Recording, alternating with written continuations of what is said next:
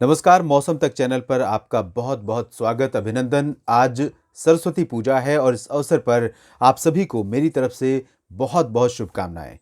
और बात करें अगर हम मौसम की अगले 24 घंटों के दौरान यानी 6 फरवरी के दिन, तो उत्तर भारत के क्षेत्रों पर बना डब्ल्यूडी कमजोर हो चुका है और उसके प्रभाव से बना सर्कुलेशन इस समय भी उत्तर भारत के मैदानी इलाकों के ऊपर है, लेकिन ज्यादा प्रभावी नहीं है। इस बीच एक नया डब्ल्यूडी उत्तर भारत में 6 फरवरी को पहुंचने वाला है। इसका प्रभाव क्या रहेगा अगली स्लाइड में हम बात करेंगे।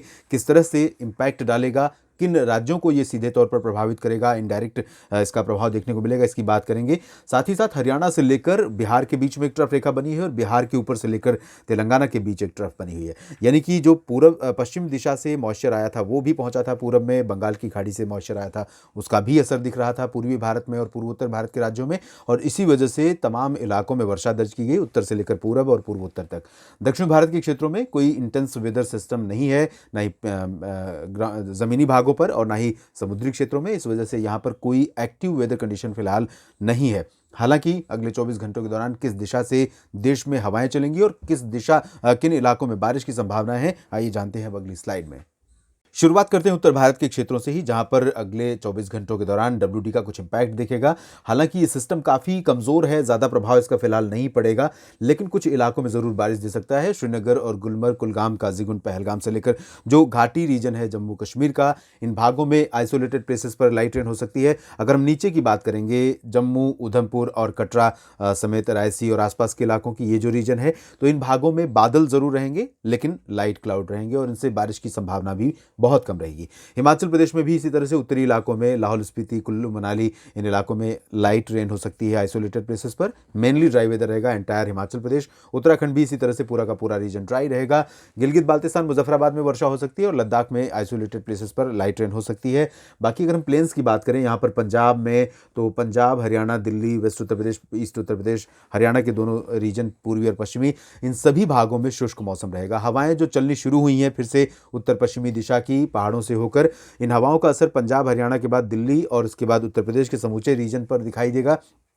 यानी कि अभी फिलहाल पिछले 24 घंटों में आपने देखा कि खासतौर पर आज की बात अगर करें तो पंजाब, हरियाणा, दिल्ली और उत्तर प्रदेश का ये जो पूरा का पूरा बेल्ट है, इंडो गैंगेटिक प्लेन्स और पंजाब का रीजन, इन सभी भागों पर कोहरा काफ़ी घना था। और कोहरा घना होने की वजह ये थी कि हवाओं की स्पीड यहाँ पर कम थी, टेम्परेचर नॉर्मल से नीचे चल रहे थे और साथ में जो बारिश रिकॉर्ड की गई, ये जो रीजन था पंजाब, हरियाणा और उत्तर प्रदेश का, इन भागों में बारिश के चलते मॉइस्चर काफ़ी ज़्यादा क्यूमुलेटिव था, इकट्ठा हुआ था एटमॉस्फेयर में। तो ये जो मॉइस्चर था यही नजर आया कोहरे के रूप में। और अब क्योंकि हवाएं पश्चिमी दिशा की बढ़ने वाली हैं, धीरे धीरे हवाओं की रफ्तार बढ़ेगी, तो थोड़ा सर्दी अभी फिर से बढ़ जाएगी। यानी कि टेम्परेचर यहाँ पंजाब में अमृतसर, तरन तारण, जालंधर, पठानकोट, लुधियाना, पटियाला, बरनाला, मोगा समेत सभी शहरों में, इसी तरह से हरियाणा के अधिकांश इलाकों में, चाहे वो पंचकुला, अम्बाला और यमुनानगर, करनाल, कैथल, पानीपत, सोनीपत, चरखी दादरी, झज्जर और रेवाड़ी, महेंद्रगढ़ से लेकर हिसार तक तापमान में गिरावट हो सकती है। राष्ट्रीय राजधानी दिल्ली के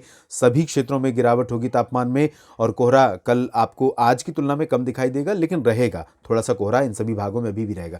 बात अगर हम उत्तर प्रदेश की करें तो यहाँ पर आगरा, मथुरा, अलीगढ़, बुलंदशहर, बदायूं और सहारनपुर, मेरठ, मुरादाबाद, नजीबाबाद से लेकर जो उत्तरी तराई वाले रीजन्स हैं, इन भागों में ज़्यादा कोहरे की संभावना है दक्षिणी हिस्सों की तुलना में। यानी कि ललितपुर, झांसी से लेकर कानपुर, प्रयागराज और सोनभद्र, भदोही का जो रीजन है, इन भागों में अपेक्षाकृत मेनली क्लियर वेदर रहेगा और कोहरा भी यहाँ पर कम रहेगा। हालांकि मॉइस्चर का असर, भले ही इन भागों में बारिश नहीं हुई है, लेकिन मॉइस्चर का असर दक्षिणी हिस्सों में भी दिखाई दे सकता है। तो इन दक्षिणी क्षेत्रों में भी कुछ स्थानों पर कोहरा हो सकता है घना, जैसा आज भी था प्रयागराज, प्रतापगढ़, जौनपुर, वाराणसी, मऊ, इन सभी भागों में। और बारिश नहीं होगी, मौसम शुष्क रहेगा लखनऊ, अयोध्या, बाराबंकी समेत तमाम शहरों में। लेकिन और पश्चिमी दिशा की हवाओं के चलने के कारण कोहरा जल्दी छंट जाएगा। धूप का असर आपको आज से बेहतर कल नजर आएगा।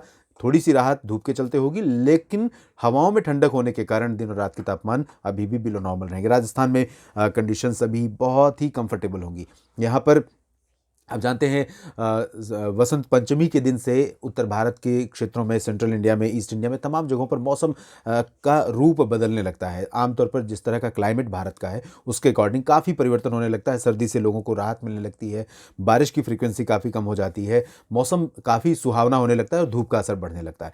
तो ये स्थितियाँ हैं। और यहाँ पर राजस्थान में अगर हम देखें तो उत्तरी इलाकों में चूरू, गंगानगर, हनुमानगढ़ और अलवर को अगर छोड़ दें तो जयपुर, अजमेर से लेकर नीचे नीचे का जो रीजन है, जैसलमेर, जोधपुर, बाड़मेर, जालौर, उदयपुर, जोधपुर और भीलवाड़ा, डूंगरपुर, प्रतापगढ़, माउंट आबू, इन सभी भागों में अपेक्षाकृत तापमान थोड़ा सा बढ़े रहेंगे, क्योंकि उत्तरी हवाओं का असर यहाँ पर नहीं रहेगा, बल्कि अरब सागर और बंगाल की खाड़ी की हवाओं का असर रहेगा, जो कि मॉइस्चर वाली हवाएं होंगी। तो यहाँ थोड़ा सा टेम्परेचर बढ़ सकते हैं। बात सेंट्रल इंडिया की करें तो गुजरात में, यहाँ पर कच्छ में, सौराष्ट्र और पूर्वी रीजन्स में एंटायर का रीजन जो है ड्राई रहेगा। यहाँ पर बारिश की संभावनाएं बिल्कुल नहीं है।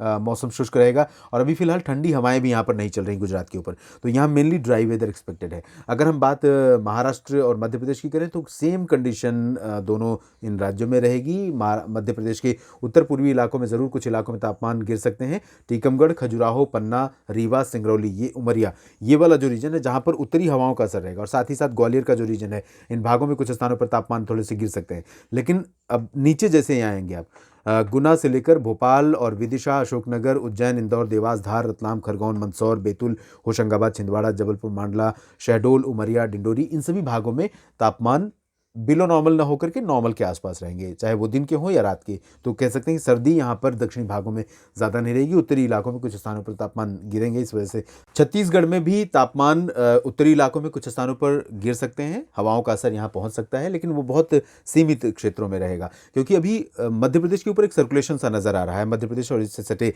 महाराष्ट्र के ऊपर अगले 24 घंटों के दौरान। तो ये जो सर्कुलेशन होगा बहुत ज़्यादा इम्पैक्ट नहीं डालेगा मौसम पर, लेकिन इसकी वजह से उत्तरी दिशा की हवाओं का यहाँ पहुँचना अभी कम होगा।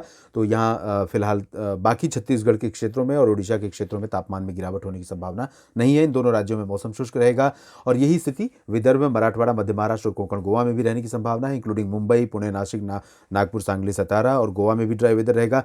दक्षिण भारत के क्षेत्रों में देखें तो उत्तरी आंतरिक कर्नाटक और दक्षिणी आंतरिक कर्नाटक के रीजन के साथ साथ कोस्टल पार्ट्स में, जहाँ की बहुत डिफरेंट वेदर होता है दोनों रीजन्स में, इसी वजह से सब डिवीज़न वाइज से अलग अलग पार्ट में बांटा गया है। लेकिन ये आमतौर पर बारिश के कॉन्टेक्स्ट में ज़्यादा रिलेट होता है, ज़्यादा इसका संबंध होता है, बाकी सामान्य मौसम की स्थितियों में नहीं। तो यहाँ पूरा का पूरा कर्नाटक ड्राई रहेगा, तेलंगाना, आंध्र प्रदेश के सभी क्षेत्रों में शुष्क मौसम रहेगा, तमिलनाडु, केरल, लक्षद्वीप और अंडमान और निकोबार द्वीप समूह में भी शुष्क मौसम की संभावना है। हालांकि लक्षद्वीप और केरल तथा अंडमान और निकोबार द्वीप समूह, केरल तथा लक्षद्वीप में आइसोलेटेड प्लेसेस पर लाइट रेन हो सकती है। अनुमान यह है कि जो दक्षिणी तमिलनाडु का रीजन है, कन्याकुमारी से लेकर पंबन के बीच का, इन भागों में भी बूंदाबांदी या हल्की वर्षा हो सकती है। बादल यहाँ पर जरूर मदुरई तक आपको दिखाई देंगे और त्रिवेंद्रम तक दिखाई देंगे कई जगहों पर। तो देश भर में कुछ इस तरह से रहेगा मौसम अगले 24 घंटों के दौरान। और क्या कुछ बदलेगा आपके शहर में मौसम में, मैं आपको अपडेट करूंगा। आप बने रहिएगा मौसम तक चैनल के साथ। धन्यवाद।